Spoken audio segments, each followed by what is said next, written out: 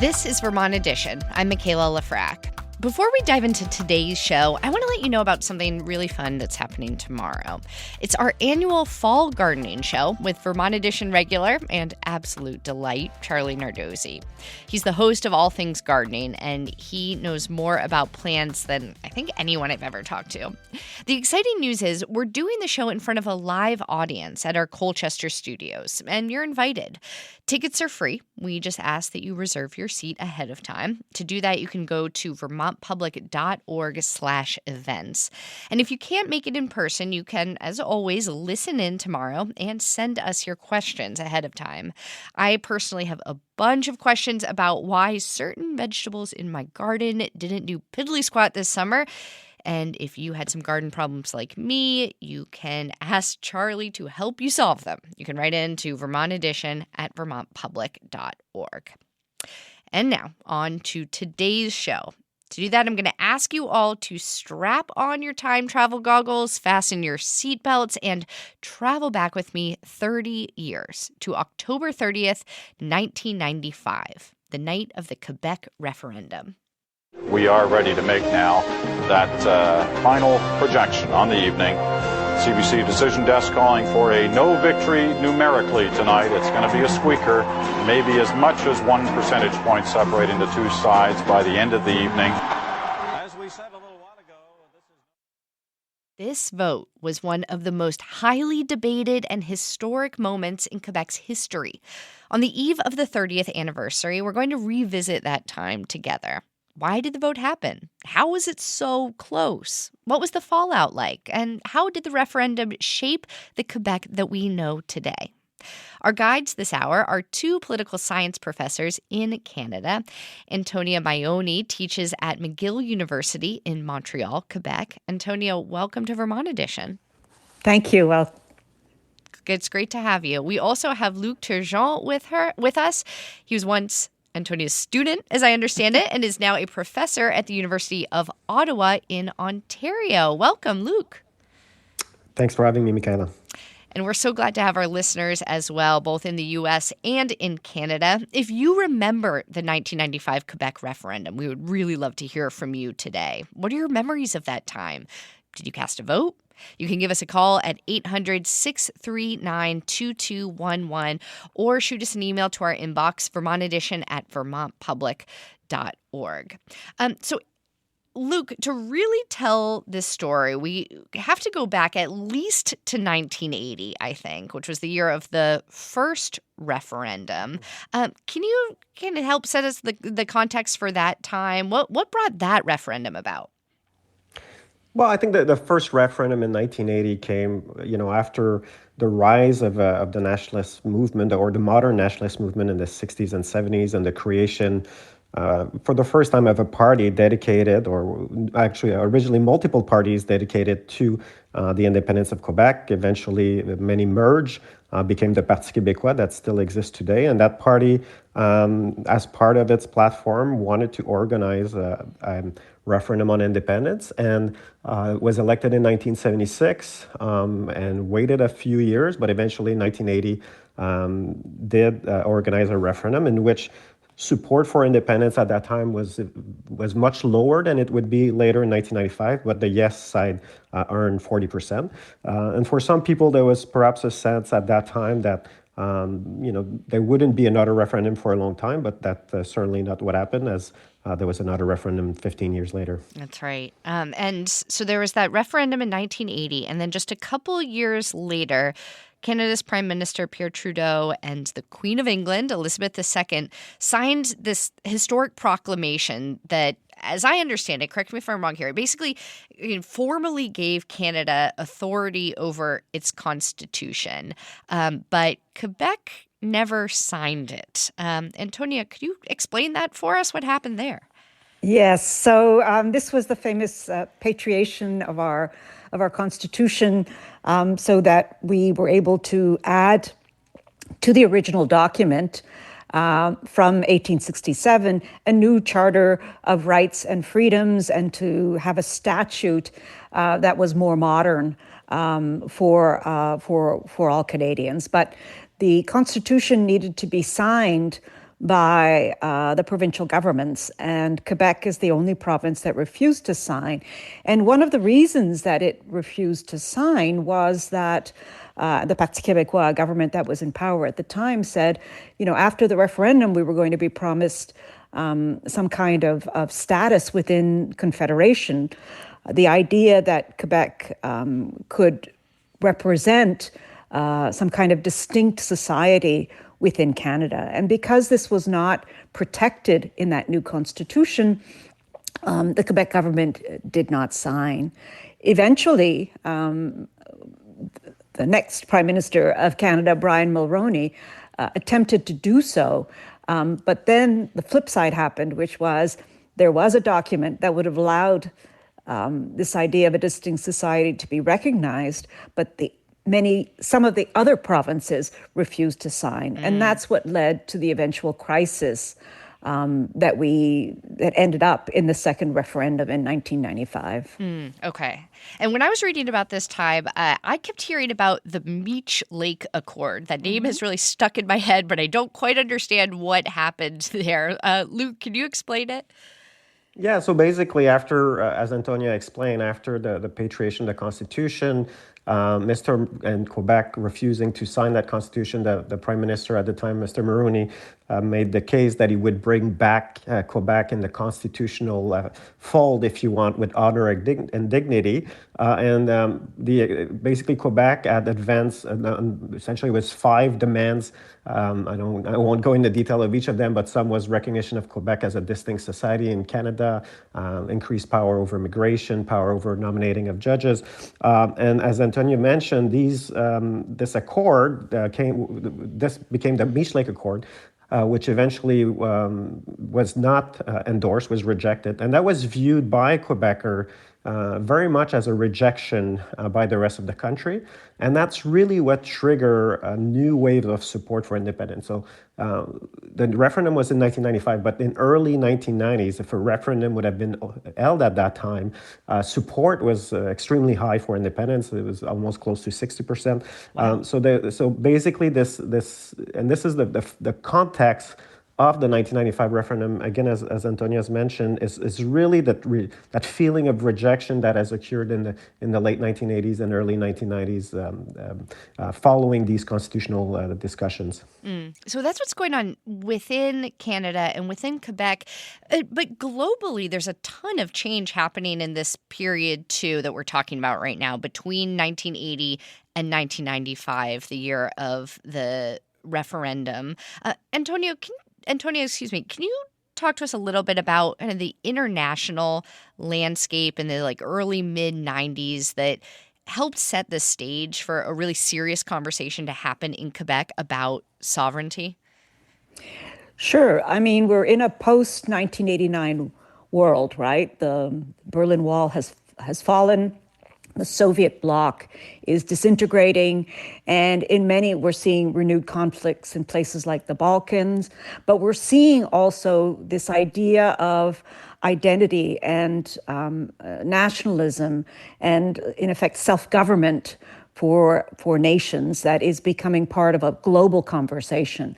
And so, in effect, Quebec was riding a wave, right? The Quebec independence movement was riding a wave of interest in this kind of self-determination conversation. And I think that was part of the excitement for many people in Quebec about where we go from here. So if there is this rejection from Canada, if we feel that we can do better on our own, that would kind of fuel support for the sovereigntist option. But the other thing that's happening is that Canada itself is not doing so well in the 1990s. There's an economic recession. There's a lot of cuts to social programs. So in effect, Quebecers are starting to say, what's the value added, right, of staying in Canada versus becoming an independent country? Okay. They're saying, hey, maybe we should just get out of here, do our own thing. And NAFTA had just been signed too, right? So that's that big landmark trade bill that involved Canada. Do you feel like that period of focus on free trade and globalization was also playing a part in this debate over sovereignty? Absolutely. So the idea was now that there had been this sort of integration of a North American marketplace. And many Quebec leaders, Francophone leaders, were able to use that and say, well, if we've had this North American discussion over NAFTA, these economies are integrated, and Quebec could be part of this agreement without necessarily having to stay in Canada. So we've talked about what was going on nationally, what was going on internationally, and then I would love to hear what was going on for both of you personally with your families and your own life at that time in the lead up to this referendum. Luc, tell us about your personal memories of this era. How old were you? Well, I was 19, and I was starting university at McGill University, and for me it was a bit of a shock going to McGill because I was from the North Shore of Montreal, which eventually would vote over 65% in favor of independence. So I came from a fairly nationalist region of Quebec. I came from a nationalist family as well. And so it was when I went to just Cégep, which is essentially grade 11 or 12 in Quebec, where when most people my age, if you were progressive, you were a supporter of Quebec independence. And I arrived at McGill just a month or 2 months before the referendum. So it was a bit of a shock for me because obviously most of my colleagues at McGill were not supportive of Quebec independence. But at the same time, it was someone who was really into politics. It was quite exhilarating. It was a fascinating time of debate. Sometimes people on campus would randomly stop one another and just start arguing for a few, sometimes for a few hours, even at the coffee shop at the university or at the bar at the university. So obviously, it was a very I know for many people it was a tense period, and it certainly was tense. Depending on our point of view, the polls were very tight, so there was significant uncertainty, but it was also quite exhilarating again. Antonia, what do you remember from that time in your own personal life? Yes, I remember it well because I live in one of these sort of mixed households. So I'm Anglophone and my husband is Francophone. And so obviously different kinds of debates were going on in different parts of our family about the referendum. And it was a very divisive topic, I would say, both sort of in my personal life, but also in my professional life. And as Luc suggests, McGill University was, kind of an interesting place to be at the time. I was teaching classes in which there were Francophone students and there were English-speaking students and obviously international students, including American students. And every one of those groups had a different perception of what was going on and what was at stake. The other thing I would note about that time is it's really one of the times where I really saw the division in Quebec society. And so in a sense, this sovereignty dream, if you will, was very real for many Francophone Quebecers. And it was just absolutely the opposite for English-speaking Montrealers, at least. And that was an interesting thing to witness. I attended there were these giant rallies the week before the vote. One for the yes side and one for the no side. And they were very well populated by American media, by the way. But I remember the feeling in the arena on the yes side. It was just so palpable, this idea of possibility, of aspiration. Whereas the no side's rally was just this very morose, almost funeral-like quality about it, in which people were just couldn't believe what was happening in terms of the polls, and really couldn't come to grips with the possibility of sovereignty, but also the excitement that sovereignty was generating, particularly within the Francophone community. Well, we have some tape from that rally that you're talking about, but we do have to take a short break. Please, though, stick with us. We'll hear more about the lead up to the referendum, the couple days before it, and then the big vote when we come back. We're also going to take some of your calls.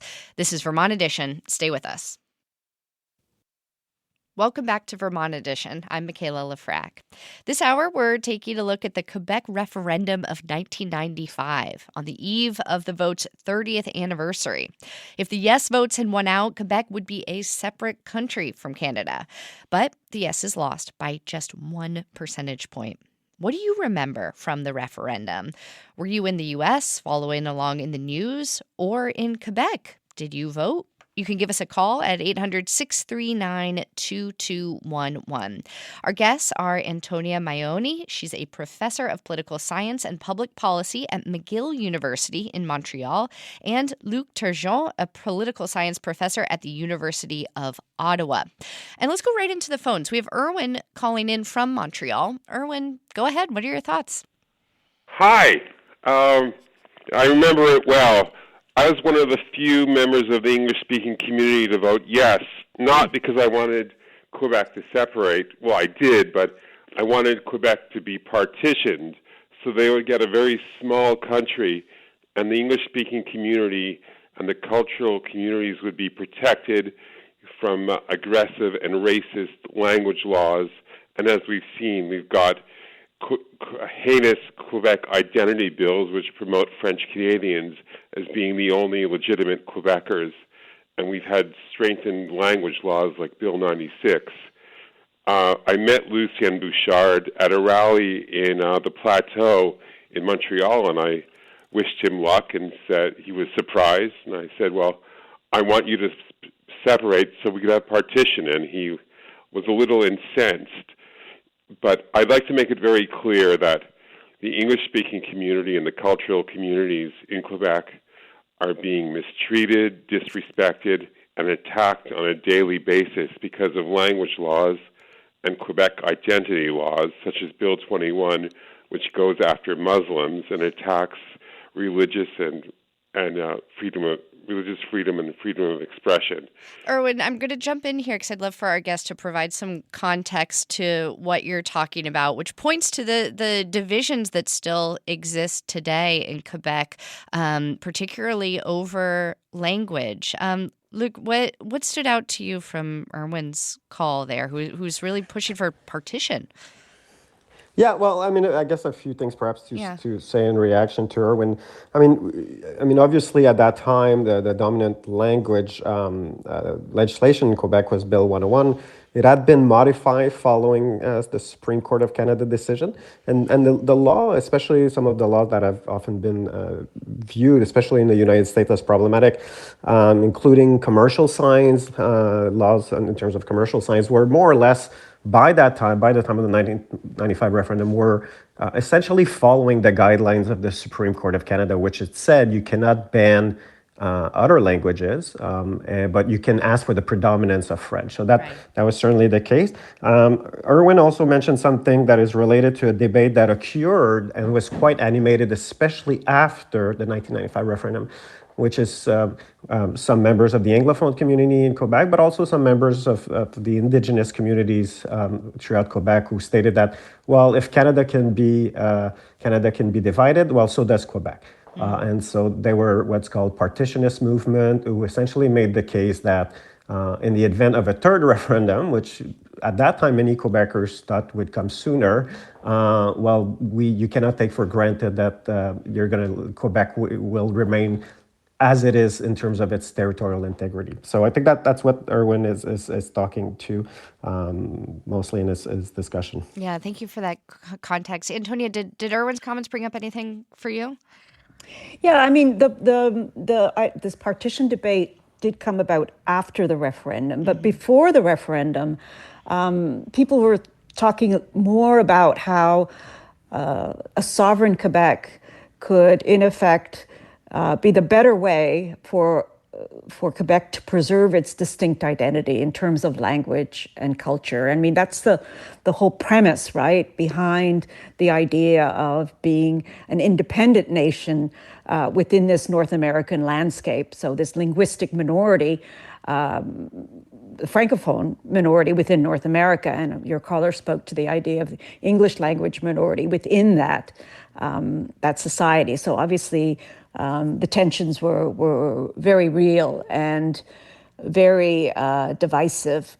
Your caller also mentioned some of the key players in the movement up to the referendum, and this is really important because these were larger than life political figures.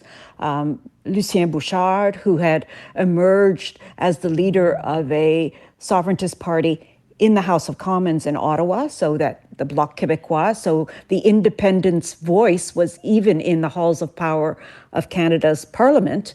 And of course, Jacques Parizeau, who had been one of the original designers, if you will, architects of Quebec's Quiet Revolution in the 1960s, which was, again, premised on on nation building, and who was now the premier of Quebec and was not a very sympathetic figure towards non-Francophones in the province. We have another caller calling in from Lincoln, Vermont this time. Tom, you're on the air. Go ahead. Yeah. I was a U.S. visitor to Canada at the time. I also lived through was also visiting Canada at a fairly young age in the 76 referendum. So lived through that as well. Mm-hmm. What do you remember from the time of the 1995 referendum? Well, comparing the 76 to the 95, there seemed to be a lot more youth participation. I can remember Jacques Cartier Square in 76. Excuse me, 76. It was just packed with young people, all for independence. So that vote was actually an eye opener. It was somewhat of a shock that it went negative. And what I remember in 95, a lot less people on the streets, it seemed like, a lot less young people, mobilizing, as pro-independence groups. I also noticed, normally normal Pacific streets of Montreal were actually turning somewhat violent. I witnessed a number of incidents where pro and anti individuals would actually be stopping their cars and screaming at each other right on St. Catharines. Tom, I'm going to jump in here because I'd love to hear from our guests, both political science professors, about if there was political violence at that time. I wanted to kind of focus specifically, too, on this unity rally that happened 3 days before the vote. Luc, was there violence or at least very heated feelings in the way that Tom's describing? Well, there were certainly tensions, undoubtedly, and there were cases where, and you're talking to this sort of unity rally. That was a rally that happened 3 days before the referendum, and thousands of people participated, and also thousands of people from outside Quebec came into Montreal with the desire to show Quebeckers that they wanted Quebeckers to stay in Canada.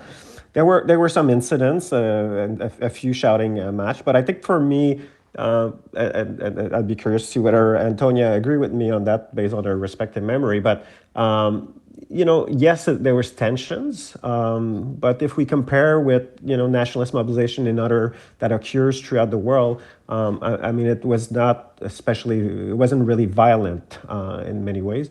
Yes, there were incidents, and again, obviously, I think Antonia put the finger on it, which is if you were part of especially a minority community like the Anglophone community, you were tense about the possibility of independence. I think for many Francophone who were supportive of independence, especially there was a sort of euphoria that maybe this time is going to be the good time.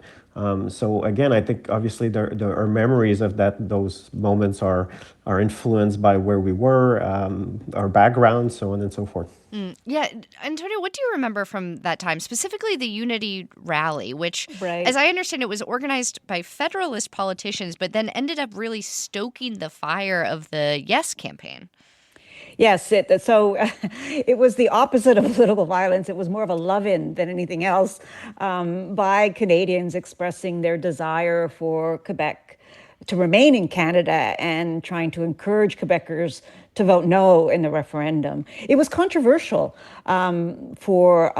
obviously for many people in Quebec to have this sort of huge influx of people who were coming and trying to change hearts and minds, if you will.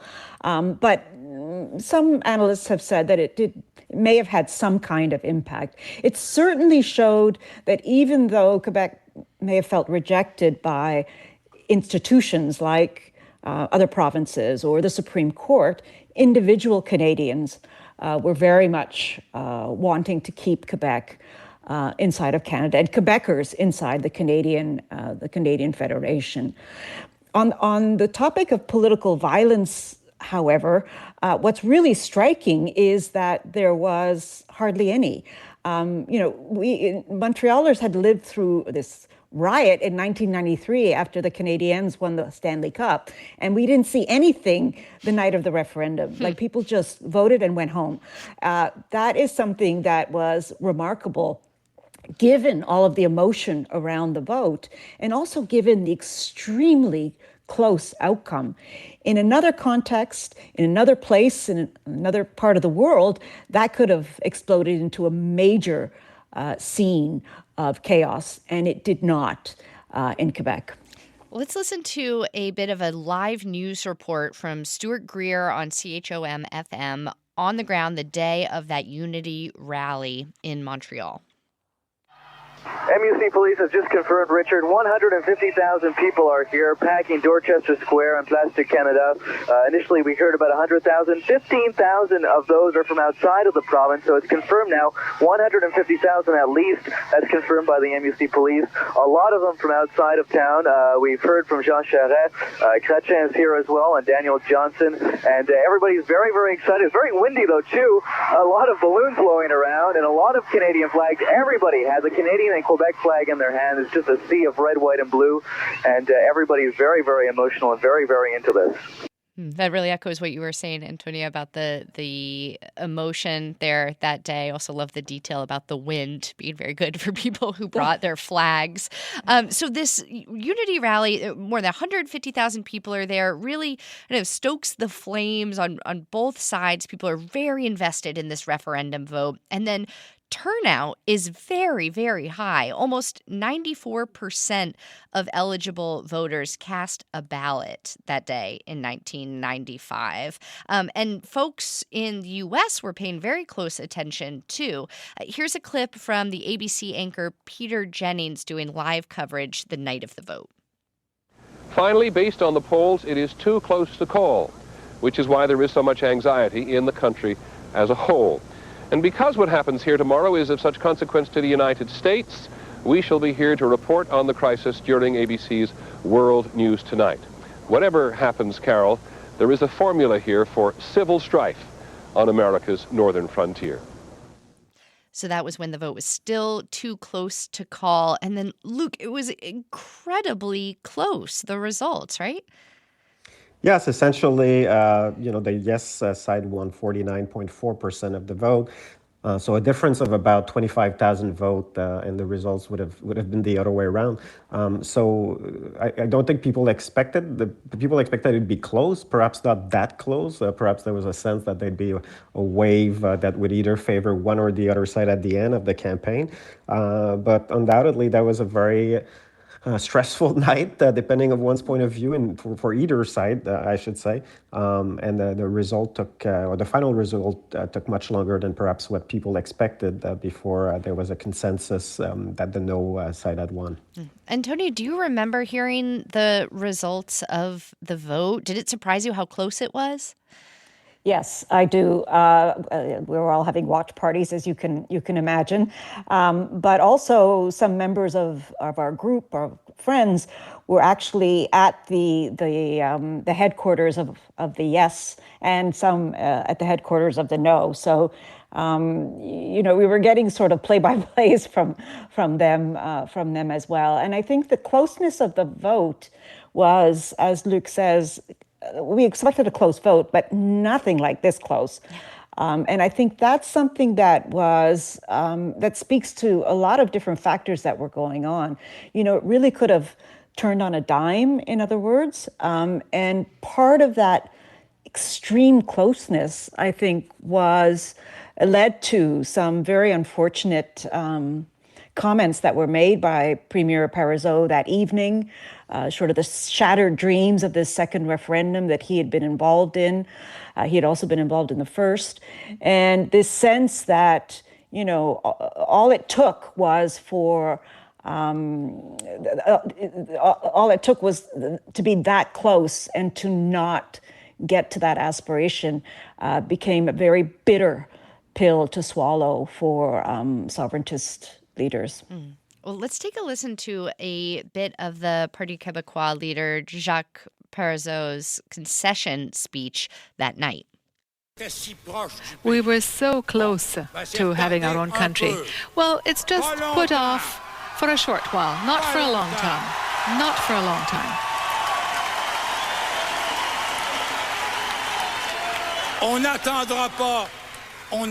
We won't wait another 15 years this time. Oh, no. Antonia, what's it like for you to hear those words today?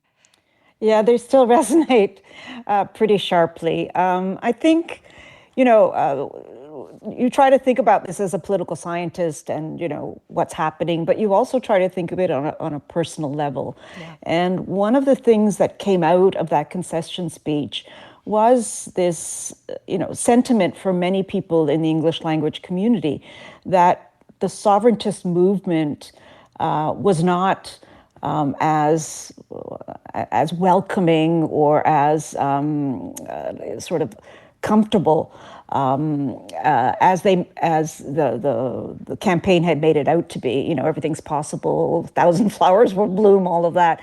Many, I think, non-Francophone Quebeckers were deeply worried about the outcome and were also deeply concerned about the reaction of the premier. And indeed, some of the things he said that evening led to his resignation the next day.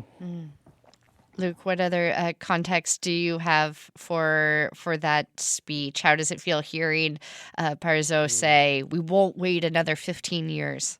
Mm-hmm. Well, I mean, two things. First, I think what Antonia was referring to, which is usually when we play a clip of the 1995 referendum, we always hear another part of his discourse where Jacques Parizeau blamed the results on his words were money and ethnic votes. Yeah. And that really resonated. And I remember there I was at the headquarters of the Yes side at that time with many young students, and for me at that time that was a huge disappointment that he said so. Partly because we had, and as a young student at McGill, I had always made the case that the sovereignty movement was very inclusive, that it was pro-immigration, pro-diversity, and also I think the deception of many people at that time was that the next day, rather than the results or the debate being about the results, the fact that so many Quebeckers wanted to cease from Canada, a lot of the discussion were about Mr. Parizeau's statements. And so it changed a little bit of the, in my opinion, what was going to be the sort of the dominant discourse or debate about what to do to keep Quebec in Canada. And really the focus, or a lot of the focus, was around Mr. Parizeau's statement. The second thought when I'm listening to this is when he says we're not going to wait 15 years.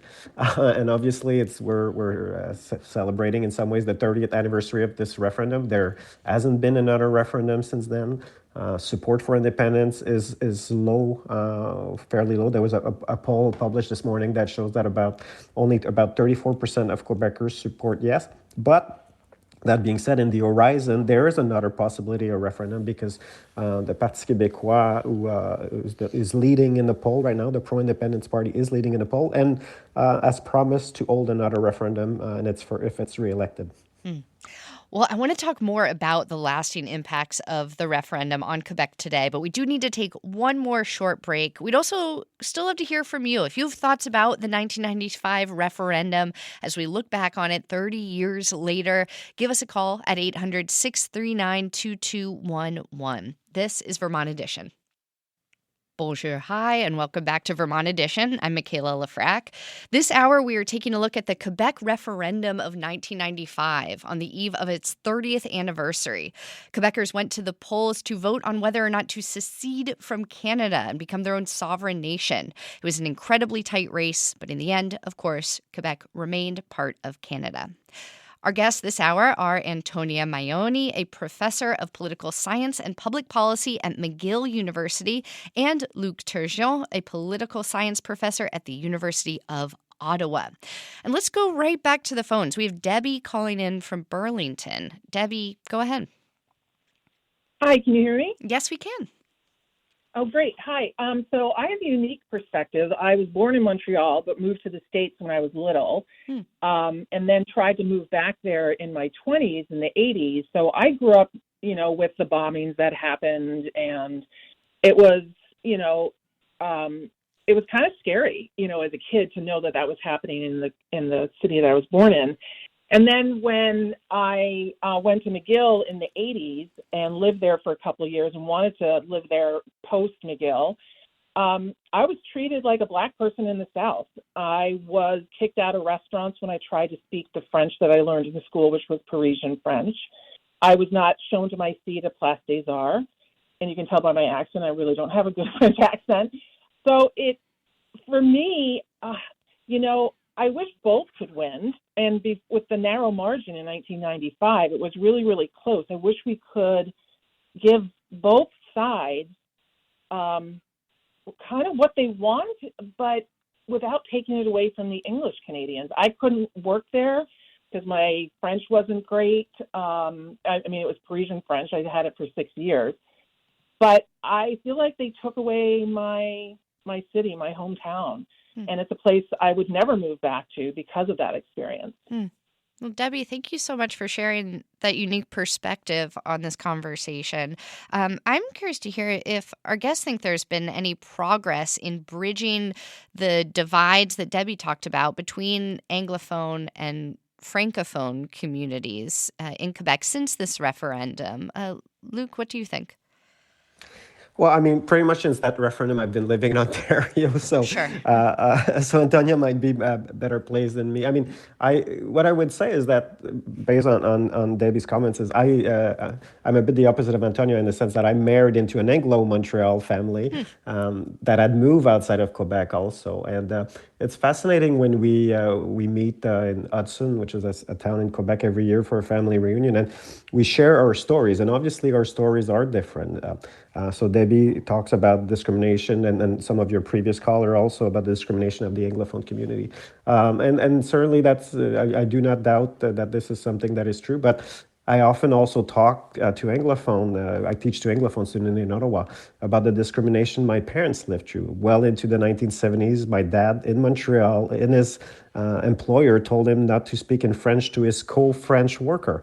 The discrimination that Francophone live is also my grandfather working in the oil refineries on the east end of Montreal and not being able to write his reports in French, was forced to write them in English. So we all have those stories that are a part of our family history that made us who we are, that socialize us and influence how we look at this question, obviously.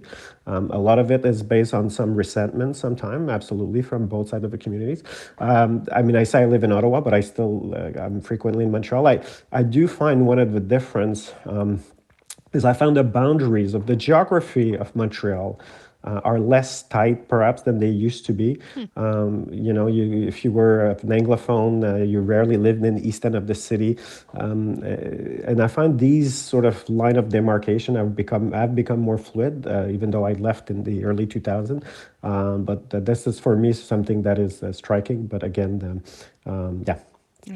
Yeah, thanks for those thoughts. Antonia, what do you think about these persistent divides between the Anglophone and Francophone communities? How much has changed since the mid-90s? Luc's right. They still exist, and in some ways they've even deepened. And the reason I say that is that the language issue, which was a central issue in the nationalist movement and that led to this sovereignty referendum, was about preserving language and culture, right? So how do we do that? Do we do that within the Canadian Federation, or do we go it alone in terms of an independent nation through that referendum? But today, the language issue is also I would not say overshadowed, but twinned with a whole debate over secularism. So the idea, Quebec and Montreal especially has had a very large waves of immigration in the past 2 decades since 1990. And this is changing even more the sort of cultural realities of our very diverse communities across the city and even across the province. And so the divisions about language are now also being played out on a background, and the divisions about secularism, about whether people should be able to wear their religion really literally on their sleeve. And I think those are the kinds of debates that are not going to go away. And obviously they're playing themselves out in other parts of the world as well, across North America. And they potentially have, I think, a risk of being even more divisive than the language issue itself. Well, as we speak about unity then and today, I'd like to play one more clip. This one is from Jean Chrétien, who was the Prime Minister of Canada from 1993 to 2003. And this is from right after the referendum vote. We will keep building this country. We will make sure that we have a strong economy, that we still have these values with social programs that are just, and make sure that those who need things in Canada, we can share together. And we will carry on with the values that we have developed together. Vive le Québec! Vive le Canada!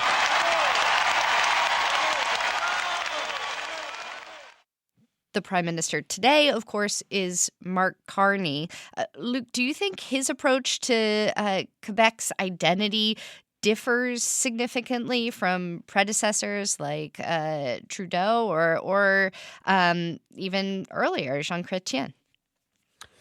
That's a good question. And honestly, it's hard to respond to that question because Mr. Carney, since he's been the Prime Minister of the country, has been so focused on the relationship with the United States. And there hasn't been major issues so far that would suggest a specific views toward the Quebec question. I think in general, even to a certain extent, surprised me that Mr. Justin Trudeau, the son of Pierre Trudeau, obviously there's no appetite by the federal government to reopen constitutional negotiations having to do with Quebec. But in terms of the symbolic dimension, even Justin Trudeau would say that Quebec is a nation, which his father would have had trouble saying to an extent. And so I think the question in terms of what would happen if there was a referendum today, obviously Mr. Carney, perhaps is not the most charismatic leader that could sway Quebeckers, but at the same time, he's received significant support by Quebeckers, and in some ways, Quebec did allow the Liberal Party to remain in power in terms of its support, because I think a lot of Quebeckers sort of bought into his rhetoric with regard to the United States. But in terms of his position in Quebec, it's not, he's been the Prime Minister essentially since just a few months now. So I don't think that's something that is very predominant in the public discourse right now, his position toward Quebec. In response to the conversation we were having just a couple of minutes ago about the tensions between Anglophone and Francophone communities, Nancy in Pittsford wrote in to say that about 100 years or so ago in Quebec, it's their understanding that the French weren't allowed to do much besides farm, were excluded from employment opportunities, couldn't hold public office, and in other ways had second-class status. So is Nancy's pointing to the ways in which some of these tensions have existed long before the period that we're talking about today. Let's squeeze in one more caller, too. We have Ray calling in from Montgomery. Ray, go ahead. Hi, I'm just calling in quickly. I voted in the first referendum. My wife and I missed the second referendum because we'd moved to Vermont. But I think the never-endums, as they were called in Quebec, really hurt the economy of Quebec and the economy of Montreal. For instance, I worked in the airline industry, and Prime Minister Trudeau had really promoted aviation in Montreal with the building of Mirabel Airport, but there was a highway that was supposed to be completed to the airport, and I believe it was Premier Levesque at the time, never finished the highway. You'd start on this highway up to Mirabel, and it just ended. And there was a completed railroad station built under Mirabel Airport for high-speed trains, and the government of Quebec refused to finish that project. A very good sort of description of what was going on at the time. In 1991, Mordecai Richler wrote a piece in the New Yorker about the pettiness of Quebec's Bill 178, which insisted on larger French language on all sorts of devices. A friend of ours was working in a medical clinic, and a representative of the Office de la Langue Française came into their clinic, and the copy machine didn't have French directions on it, so they were told they couldn't use it anymore. Oh my gosh. Ray, I have to hop in. I'm sorry because we're getting close to time, but I appreciate you bringing up your experiences voting in that first referendum and some of those divides that you saw. We'll also be sure to look up that New Yorker article too. We have a question from Susan in Wilmington. Susan, I'm sorry we don't have time to get to you as a caller, but I will ask your question here to Antonia. Susan wants to know what would have happened to the rest of Canada if the 1995 referendum vote went the other way. I mean, of course, there's no way to know. I don't want to ask you to speculate too much, Antonia, but what do you think the repercussions would have been like? Yeah, counterfactuals are obviously very, very difficult. But certainly there would have been some political instability. And one of the reasons that even the U.S. government wanted to maybe see the referendum fail was that it would have promoted instability in markets, instability maybe in the Canadian Federation itself. We're seeing that even today, right, where Mr. Carney is faced not only with U.S. threats, but also new separatist threats in Alberta. There's burgeoning support for a nationalist party in Quebec. So it's these tensions never go away, and I don't know if Canada would have quote unquote fallen apart after 1995, but it certainly would have been a very different continental landscape than what we have today. Antonia Maioni is a professor of political science and public policy at McGill University in Montreal, Quebec. Antonia, thank you so much for revisiting this fascinating moment in history with us today. Thank you. You're welcome.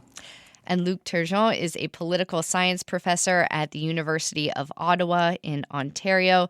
Luc, thank you so much as well. And thank you for putting up with my terrible accent, as well as to all of our callers, our Francophone callers. Thank you. Thank you very much.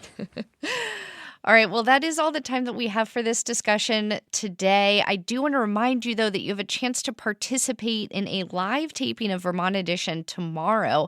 It's our annual fall gardening show, and the wonderful Charlie Nardozzi is going to be here at the Vermont Public Studios in Colchester. We're going to troubleshoot some garden fails from the past summer together and learn how to prepare our beds for the winter, and also talk about some plants that could bring some color and life into our homes during the cold months. This is a free event, and we still have some seats available. You just need to RSVP at vermontpublic.org/events. You can also email your gardening questions ahead of tomorrow's show to Vermont Edition at vermontpublic.org. Today's show was directed by Aaliyah Papes. John Ahrens is our managing producer. Andrea Lorien and Daniela Fierro are our producers. Today's call screener was Rick Barrett, and our theme music is by Myra Flynn. I'm Michaela Lafrac. Thank you so much for listening, and we'll catch up again soon.